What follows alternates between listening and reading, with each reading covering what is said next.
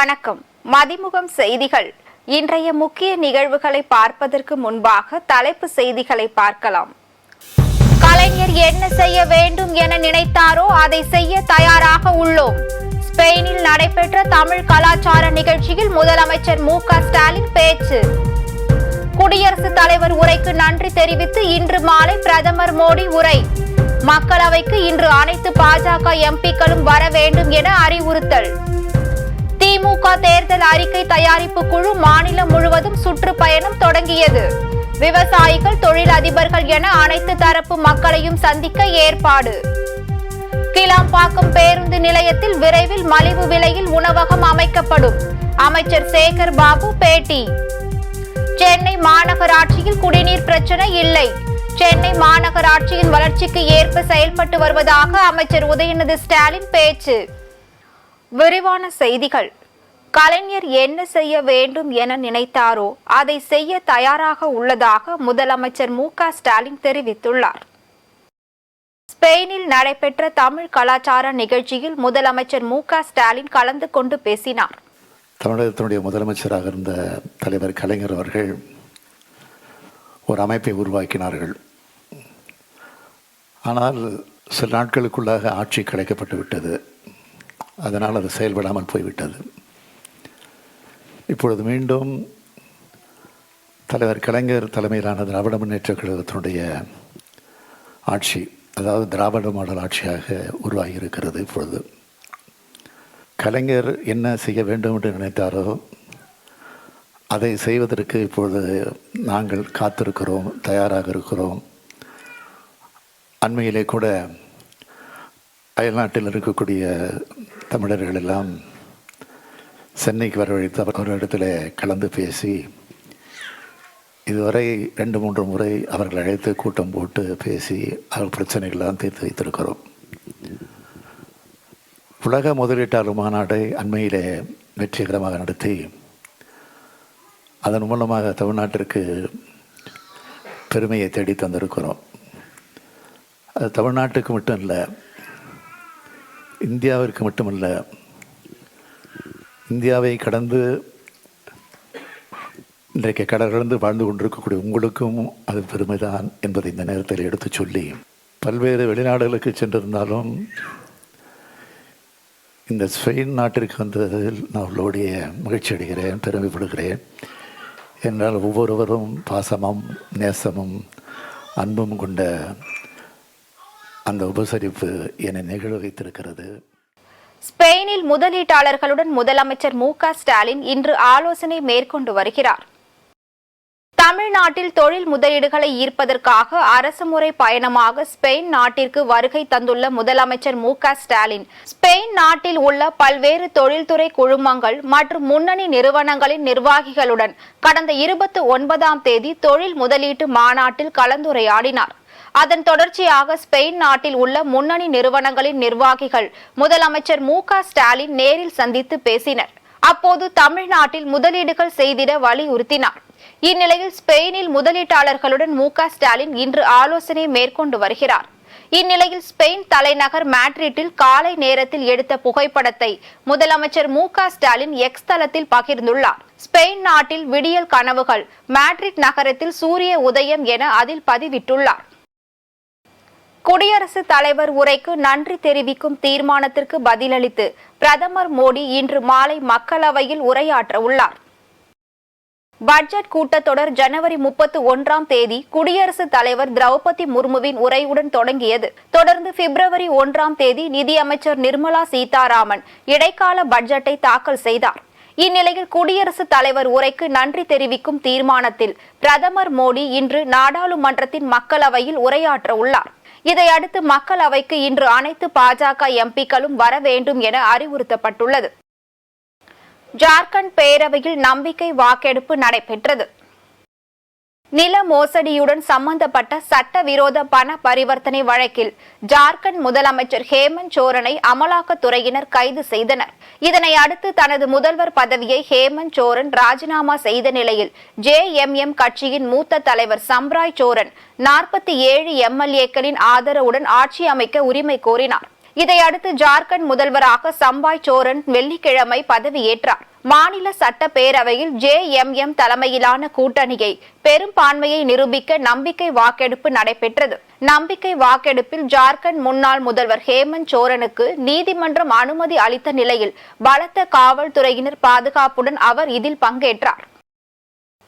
திமுக மற்றும் அதிமுக தேர்தல் அறிக்கை தயாரிப்பு குழுக்கள் இன்று மாநிலம் முழுவதும் சுற்றுப்பயணம் மேற்கொண்டுள்ளது. மக்களவை தேர்தல் நெருங்கி வரும் நிலையில் தேர்தலுக்கான பணிகளில் அனைத்து கட்சிகளும் தீவிரமாக செயல்பட்டு வருகின்றனர். இந்நிலையில் திமுக மற்றும் அதிமுக தேர்தல் அறிக்கை தயாரிப்பு குழுக்கள் இன்று சுற்றுப்பயணம் மேற்கொண்டுள்ளது. அதன்படி எம்பியும் திமுக துணை பொதுச் செயலாளருமான கனிமொழி தலைமையிலான 11 பேர் கொண்ட குழு இன்று தூத்துக்குடியில் சுற்றுப்பயணம் மேற்கொண்டுள்ளது. அங்கு தொழிற்துறையினர், மீனவர்கள் என அனைத்து தரப்பினரையும் நேரடியாக சந்தித்து அவர்களின் கருத்துக்களை பெற்று வருகின்றனர். அதேபோல் அதிமுக தேர்தல் அறிக்கை தயாரிப்பு குழு இன்றும் சுற்றுப்பயணத்தை தொடங்கியுள்ளது. சென்னை, காஞ்சிபுரம், செங்கல்பட்டு, திருவள்ளூர் நகரங்கள் உள்ளடங்கிய சென்னை மண்டல மக்களை சந்தித்து அதிமுக குழுவினர் இன்று சுற்றுப்பயணம் மேற்கொண்டுள்ளனர். மேலும் வெளிநாடு வாழ் தமிழர்கள் வரை தங்கள் கருத்துக்களை ஆன்லைன் வழியாகவும் அஞ்சல் மூலமாகவும் தெரிவிக்கலாம் எனவும் அதிமுக தலைமை தெரிவித்துள்ளது. கிளாம்பாக்கத்தில் விரைவில் மலிவு விலை உணவகம் அமைக்கப்படும் என்று அமைச்சர் சேகர் பாபு தெரிவித்துள்ளார். கிளாம்பாக்கம் கலைஞர் நூற்றாண்டு நினைவு பேருந்து நிலையம் கடந்த மாதம் பயன்பாட்டிற்கு வந்தது. இந்நிலையில் இன்று முதல் செங்கல்பட்டு மற்றும் திண்டிவனம் வழியாக செல்லக்கூடிய அனைத்து தென் மாவட்ட பேருந்துகளும் கிளாம்பாக்கம் பகுதியில் இருந்து இயக்கப்படும் என்று தெரிவிக்கப்பட்டுள்ளது. தென் மாவட்டங்களுக்கு 20% பேருந்துகள் மாதவரம் பேருந்து நிலையத்தில் இருந்து இயக்கப்பட்டு வருகிறது. இதன் மூலம் கிளாம்பாக்கம் பேருந்து நிலையம் முழுமையாக பயன்பாட்டிற்கு வந்துள்ளது. இந்நிலையில் சென்னையில் செய்தியாளர்களை சந்தித்த அமைச்சர் சேகர் பாபு கிளாம்பாக்கம் பேருந்து நிலையத்தில் விரைவில் மலிவு விலை உணவகம் அமைக்கப்படும் என்று தெரிவித்துள்ளார். கோயம்பேட்டில் கடை வைத்திருந்த 11 உரிமையாளர்களுக்கு கிளாம்பாக்கத்தில் கடை ஒதுக்க ஏற்பாடு செய்யப்பட்டுள்ளதாக தெரிவித்துள்ள அவர், முடிச்சூரில் ஆமினி பேருந்து நிலையம் கட்டும் பணி ஏப்ரலில் நிறைவு பெறுவதாக தெரிவித்தார். சென்னை மாநகராட்சியின் வளர்ச்சி தேவைகளுக்கு ஏற்ப சிறப்பாக செயல்பட்டு வருவதாக அமைச்சர் உதயநிதி ஸ்டாலின் தெரிவித்துள்ளார். சென்னையில் குடிநீர் வழங்கல் துறை சார்பில் புதிய திட்டங்களுக்கு அடிக்கல் நாட்டிய பின் பேசிய அமைச்சர் உதயநிதி ஸ்டாலின், சென்னை மாநகராட்சியில் குடிநீர் பிரச்சினை இல்லை என தெரிவித்தார். 2015 பெய்த மழை பாதிப்பில் இருந்து சென்னை மீள 10 நாட்கள் ஆன நிலையில் கடந்த வருடம் ஏற்பட்ட பாதிப்பில் இருந்து 2 நாட்களில் சென்னை மீண்டு வந்துள்ளதாக அவர் தெரிவித்தார். சிங்கார சென்னை 2.0 திட்டத்திற்கு முதலமைச்சர் மு.க. ஸ்டாலின் 500 கோடி நிதி ஒதுக்கியுள்ளதாக தெரிவித்த அவர், சென்னை மாநகராட்சிக்கான திட்டங்களை முதலமைச்சர் கவனத்துடன் செய்து வருவதாக குறிப்பிட்டார். கல்வித்துறையில் தொழில்நுட்பம் வருவதன் மூலம் மாணவர்கள் இடைநின்றல் தவிர்க்கப்படுவதாக அமைச்சர் அன்பில் மகேஷ் தெரிவித்துள்ளார். சென்னை நுங்கம்பாக்கத்தில் உள்ள பேராசிரியர் அன்பழகன் கல்வி வளாகத்தில் கல்வி தொலைக்காட்சி உயர் தொழில்நுட்ப படப்பதிவு கூடங்களை பள்ளி கல்வித்துறை அமைச்சர் அன்பில் மகேஷ் திறந்து வைத்தார். தொடர்ந்து செய்தியாளர்களை சந்தித்த அவர் இதனை தெரிவித்தார். குறிப்பாக பிள்ளைகளுக்கு நாம் பாடம் சொல்லி தருவதற்கென்று பல்வேறு விதங்கள் இருக்கின்றது. குறிப்பாக SCRT மூலமாக இன்னைக்கு பல விதமான அது ஆக்டிவிட்டி பேஸ்ட் லேர்னிங்காக இருந்தாலும் சரி, பிள்ளைங்களுக்கு எப்படி பாடம் நடத்துவது என்பதை புது புது யுக்திகளை நாம் கையாளுகிறோம் என்று சொல்லும்போது டெக்னாலஜி அதிகளவில் நாம் பயன்படுத்த வேண்டும் என்று ஆசைப்பட்டோம். இன்றைக்கு அதன் ஒரு பகுதியாகத்தான் இன்றைக்கு இந்த ஸ்டூடியோஸ் ஊடகத்துறை சார்ந்திருக்கின்ற பத்திரிகை துறை சார்ந்த நண்பர்கள் நீங்களும் உள்ளே பார்த்துருப்பீங்க.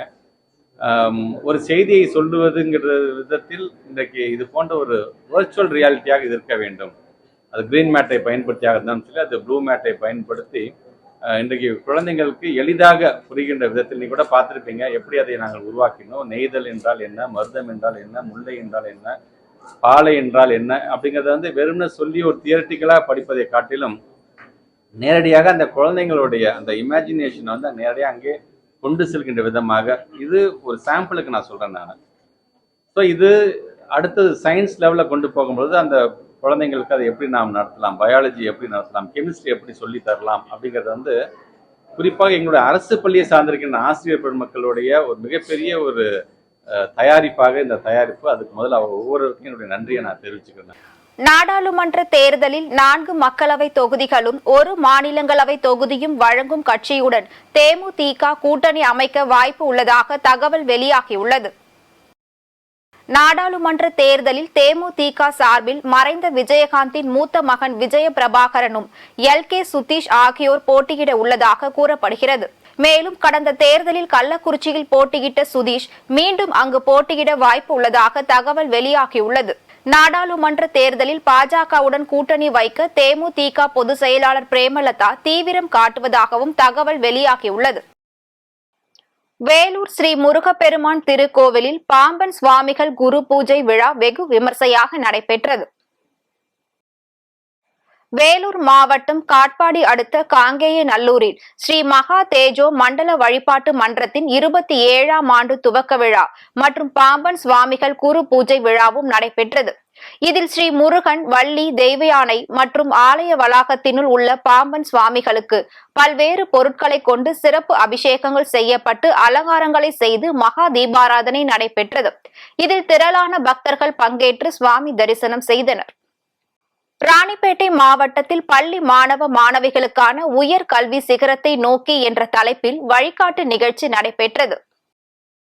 ராணிப்பேட்டை எக்கனாமிக் சேம்பர் கல்விக்குழு நடத்தும் 10, 11, 12 ஆகிய வகுப்பில் பயிலும் மாணவ மாணவிகளுக்கான உயர்கல்வி சிகரத்தை நோக்கி என்ற தலைப்பில் வழிகாட்டி நிகழ்ச்சி வெகு சிறப்பாக நடைபெற்றது. இதில் சிறப்பு அழைப்பாளராக மாவட்ட ஆட்சியர் வளர்மதி கலந்து கொண்டார். தொடர்ந்து நிகழ்ச்சியில் பேசிய மாவட்ட ஆட்சியர், வாழ்க்கையில் முன்னேறுவதற்கு மாணவர்கள் விருப்பத்திற்கு ஏற்ற படிப்பை தேர்ந்தெடுத்து வாழ்க்கையில் சாதித்து காட்ட வேண்டும் என பள்ளி மாணவ மாணவிகளுக்கு அறிவுரை வழங்கினார். கோவையில் உலக புற்றுநோய் தினத்தை முன்னிட்டு ரன் ஃபார் கேன்சர் எனும் புற்றுநோய் விழிப்புணர்வு மாரத்தான் ஓட்டப்பந்தயம் நடைபெற்றது. உலக புற்றுநோய் தினத்தை முன்னிட்டு ரன் ஃபார் கேன்சர் என்ற புற்றுநோய் விழிப்புணர்வு மாரத்தான் போட்டி கோவை வ.உ.சி. பூங்கா பகுதியில் நடைபெற்றது. இந்த போட்டிகளை தமிழ்நாடு காவல்துறை சார்பாக கோவை மாநகர ஏரியா கமாண்டர் தேன்மொழி ராஜாராம், சர்வதேச மாண்டிச்சேரி பள்ளியின் நிர்வாக அறங்காவலர் ஜெயின் அரவிந்த் ஆகியோர் சிறப்பு விருந்தினராக கலந்து கொண்டு போட்டிகளை கொடியசைத்து துவக்கி வைத்தனர். சுமார் 2000க்கும் மேற்பட்ட ஆண்கள், பெண்கள் மற்றும் குழந்தைகள் கலந்து கொண்டனர். இப்போட்டியில் கலந்து கொண்டவர்களுக்கு பரிசு மற்றும் சான்றிதழ்கள் வழங்கப்பட்டது. ஸோ இந்த ஒரு அவேர்னஸ் வந்து எப்போவுமே நம்ம கொடுத்துட்டே இருக்கணும். இந்த ஒரு நாளில் நம்ம பண்ணாமல் த்ரூஅவுட் த இயர் கேன்சர்னால் என்ன, அது எப்படி வருது, ஸோ அதுலேருந்து நம்ம எப்படி வெளியே வரணுங்கிற ஒரு அவேர்னஸ் வந்து எல்லாத்துக்கும் இருக்கணும். ஸோ சுவர் இருந்தால்தான் சித்திரம் வரைய முடியும். அந்த மாதிரி நம்ம ஃபிட்னஸ் வந்து எப்போவுமே வந்து டெய்லி நம்ம ஃபாலோ பண்ணணும். என்னைக்காவது ஒரு நாள் நம்ம ரன் பண்ணுறோன்னு இல்லாமல் ஸோ எல்லா டைம்லேயும் நம்ம ஃபிட்னஸை வந்து ரொம்ப டேக் கேர் பண்ணணும். நம்ம உணவு பழக்க வழக்கங்கள் வந்து தமிழ்நாட்டில் நம்ம மூதாதையர்கள் நல்லாவே பண்ணியிருக்காங்க. ஸோ அந்த மாதிரி ஒரு நல்ல ஆரோக்கியமான ஒரு பழக்க வழக்கத்தை நம்ம வந்து கடைபிடிக்கணும். ஸோ கேன்சர் அவேர்னஸ் வந்து ரொம்ப இம்பார்ட்டன்ட் எல்லாத்துக்கும். அது எப்படி வருதுங்கிறது இன்னும் டீட்டெயிலாக எல்லோரும் தெரிஞ்சுக்கிட்டு ஸோ அதுக்கான வழிமுறைகளை நம்ம ஃபாலோ பண்ணால் இந்த கேன்சர் இல்லாத ஒரு சமுதாயத்தை நம்மளால் உருவாக்க முடியும். ஸோ எல்லோரும் இந்த ஒரு மேரத்தானில் பார்ட்டிசிபேட் பண்ணுறதுக்கு நன்றிகளும். I specially thank like uptown team and prodigy. Thank you. புதுக்கோட்டையில் துப்புரவு பணி செய்யும் ஊழியர்கள் தங்களுக்கு முறையாக உபகரணங்கள் வழங்க வேண்டும் உள்ளிட்ட கோரிக்கையை வலியுறுத்தி நகராட்சி அலுவலகத்தை முற்றுகையிட்டு போராட்டத்தில் ஈடுபட்டனர். புதுக்கோட்டை நகராட்சிக்கு உட்பட்ட 42 வார்டுகளிலும் துப்புரவு பணி செய்வதற்காக தனியாருக்கு ஒப்பந்த அடிப்படையில் 288 துப்புரவு ஒப்பந்த பணியாளர்கள் வேலை செய்து வருகின்றனர். இந்நிலையில் கடந்த 1.5 மாதமாக சம்பளம் வழங்காததை கண்டித்து புதுக்கோட்டை நகராட்சி அலுவலகத்தை முற்றுகையிட்டு போராட்டத்தில் ஈடுபட்டனர். அப்போது ஒப்பந்த துப்புரவு பணியாளர்களுக்கு சம்பளத்தை உடனடியாக வழங்க வேண்டும், துப்புரவு பணி செய்யும் தங்களுக்கு கையுறை, துடைப்பம் போன்ற உபகரணங்களை வழங்க வேண்டும் என கோரிக்கையை வலியுறுத்தி அலுவலகத்தை முற்றுகையிட்டு போராட்டத்தில் ஈடுபட்டு வருவதால் பரபரப்பு ஏற்பட்டது. தென்காசியில் தமிழ்நாடு தொடக்க கல்வி ஆசிரியர் இயக்கங்களின் கூட்டு நடவடிக்கை குழு சார்பாக அரசாணை 243 திரும்ப பெற வலியுறுத்தி ஆர்ப்பாட்டம் நடைபெற்றது. தென்காசி மாவட்ட புதிய பேருந்து நிலையம் அருகே நடைபெற்ற இந்த ஆர்ப்பாட்டத்திற்கு மாவட்ட குழு தலைவர் ராஜேந்திரன் தலைமை வகித்தார். இந்த ஆர்ப்பாட்டத்தின் போது தமிழக கல்வித்துறை அரசாணை 243 உடனடியாக ரத்து செய்திட வேண்டும், எண்ணும் எழுத்தும் திட்டத்தை ரத்து செய்திடவும், நிறுத்தி வைக்கப்பட்ட ஊக்கத்தொகையை வழங்கிடவும் வலியுறுத்தி முழக்கங்கள் எழுப்பப்பட்டன. குடியாத்தத்தில் போதைப் பொருட்களை விற்பனை செய்த 2வரை காவல்துறையினர் கைது செய்து விசாரணை மேற்கொண்டு வருகின்றனர். வேலூர் மாவட்டம் குடியாத்தம் பகுதியில் தடை செய்யப்பட்ட போதைப் பொருட்கள் விற்பனை செய்யப்படுவதாக மாவட்ட காவல் அதிகாரிகளுக்கு ரகசிய தகவல் கிடைத்ததன் பெயரில் குடியாத்தம் நேதாஜி சவுக் பகுதியில் காவல்துறையினர் சோதனை நடத்தினர். அப்போது மெக்கானிக் கடையில் இருந்து தமிழக அரசால் தடை செய்யப்பட்ட 5 கிலோ போதைப் பொருட்களை காவல்துறையினர் கைப்பற்றினர். போதைப் பொருட்களை பதுக்கி வைத்து விற்பனை செய்த குற்றத்திற்காக கார்த்திகேயன், தண்டபாணி ஆகிய இருவரையும் கைது செய்து விசாரணை மேற்கொண்டு வருகின்றனர். தென்காசியை சேர்ந்த 4 வயது சிறுவன் 12 கிலோமீட்டர் தூரம் வரை ஸ்கேட்டிங் சென்று உலக சாதனை படைத்துள்ளார். தென்காசியை சேர்ந்த மகாதேவ் என்ற 4 வயது சிறுவன் 12 கிலோமீட்டர் தூர ஸ்கேட்டிங் பயணத்தை தொடங்கினார். இந்த நிகழ்வை சங்கரன் கோவில் சட்டமன்ற உறுப்பினர் ராஜா தொடங்கி வைத்தார். 12 கிலோமீட்டர் தூரத்தை 42 நிமிடங்கள் 44 நொடிகளில் கடந்து உலக சாதனை படைத்துள்ளார். தொடர்ந்து சாதனை படைத்த சிறுவன் மகாதேவுக்கு பாராட்டுகள் குவிந்து வருகிறது. வேலூர் மாவட்டம் ராணிப்பேட்டையில் விபத்தில் மூளைச்சாவடைந்த கார் ஓட்டுநரின் உடல் உறுப்புகளை அவரது குடும்பத்தினர் தானம் செய்துள்ளனர்.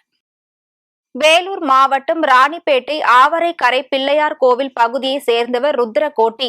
இவர் கார் ஓட்டுநராக பணிபுரிந்து வந்த நிலையில் இருசக்கர வாகனத்தில் சென்று கொண்டிருந்த போது விபத்து நேர்ந்துள்ளது. அதில் அவர் மூளைச்சாவு அடைந்ததால் அவரது உடல் உறுப்புகளை தானம் செய்ய அவரது குடும்பத்தினர் முன் வந்துள்ளனர். இன்றைய தங்கம் வெள்ளி விலை வழங்குவோர் அட்டிகா கோல்ட் கம்பெனி. சென்னையில் இன்று 22 கேரட் ஆபரண தங்கத்தின் விலை கிராமிற்கு 20 ரூபாய் குறைந்து 5850 ரூபாய்க்கு விற்பனை செய்யப்படுகிறது. மேலும் ஒரு சவரன் ஆபரண தங்கத்தின் விலை 160 ரூபாய் குறைந்து 46,800 ரூபாய்க்கு விற்பனை செய்யப்படுகிறது. அதேபோல் வெள்ளியின் விலையும் கிராமிற்கு 30 காசுகள் குறைந்து 1 கிராம் வெள்ளியின் விலை 76 ரூபாய் 70 காசுகளுக்கும் 1 கிலோ வெள்ளியின் விலை 76,700 ரூபாய்க்கும் விற்பனை செய்யப்படுகிறது.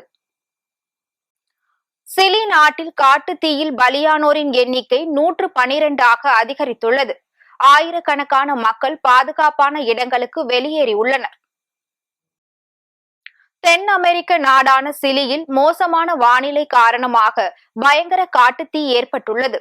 வினா, டெல்மார், நவிடாப், எஸ்ட்ரெல்லா, வால்பரைசோ உள்ளிட்ட பகுதிகளில் வன பகுதிகளில் ஏற்பட்ட காட்டுத்தீ குடியிருப்புகளுக்குள்ளும் வேகமாக பரவி வருகிறது. இதுவரை 200க்கும் அதிகமாக இடங்களில் ஏற்பட்ட காட்டுத்தீ காரணமாக 10,000க்கும் அதிகமான ஹெக்டேர் பரப்பளவில் வன பகுதிகள் தீயில் கருகியுள்ளதாக கூறப்படுகிறது. இந்த காட்டு தீயில் 1000க்கும் மேற்பட்ட வீடுகள் தீக்கரையாகிவிட்டன. தீ விபத்தில் உயிரிழந்தோரின் எண்ணிக்கை 112ஆக அதிகரித்துள்ள நிலையில் ஆயிரக்கணக்கான மக்கள் பாதுகாப்பான இடங்களுக்கு வெளியேறியுள்ளனர். மக்களை மீட்க தீயணைப்பு, மீட்பு வாகனங்கள், ஆம்புலன்ஸ் உள்ளிட்டவை அந்த பகுதிகளில் நிறுத்தப்பட்டுள்ளன. மக்கள் அனைவரும் பாதுகாப்பாக இருக்கும்படி அறிவுறுத்தப்பட்டுள்ளனர். தொடர்ந்து காட்டுத்தீ பரவி வருவதால் பலி எண்ணிக்கை அதிகரிக்கும் என்று அஞ்சப்படுகிறது. மீண்டும் தலைப்பு செய்திகள். கலைஞர் என்ன செய்ய வேண்டும் என நினைத்தாரோ அதை செய்ய தயாராக உள்ளோம். ஸ்பெயினில் நடைபெற்ற தமிழ் கலாச்சார நிகழ்ச்சியில் முதலமைச்சர் மு.க. ஸ்டாலின் பேச்சு. குடியரசுத் தலைவர் உரைக்கு நன்றி தெரிவித்து இன்று மாலை பிரதமர் மோடி உரை. மக்களவைக்கு இன்று அனைத்து பாஜக எம்பிக்களும் வர வேண்டும் என அறிவுறுத்தல். திமுக தேர்தல் அறிக்கை தயாரிப்பு குழு மாநிலம் முழுவதும் சுற்றுப்பயணம் தொடங்கியது. விவசாயிகள், தொழில் அதிபர்கள் என அனைத்து தரப்பு மக்களையும் சந்திக்க ஏற்பாடு. கிளாம்பாக்கம் பேருந்து நிலையத்தில் விரைவில் மலிவு விலையில் உணவகம் அமைக்கப்படும். அமைச்சர் சேகர் பாபு பேட்டி. சென்னை மாநகராட்சியில் குடிநீர் பிரச்சனை இல்லை. சென்னை மாநகராட்சியின் வளர்ச்சிக்கு ஏற்ப செயல்பட்டு வருவதாக அமைச்சர் உதயநிதி ஸ்டாலின் பேச்சு. இத்துடன் செய்திகள் நிறைவடைந்தன. மீண்டும் செய்திகள் இரவு 8 மணிக்கு. மேலும் செய்திகளை தெரிந்து கொள்ள மதிமுகம் பிரைம் யூடியூப் தளத்தில் இணைந்திருங்கள்.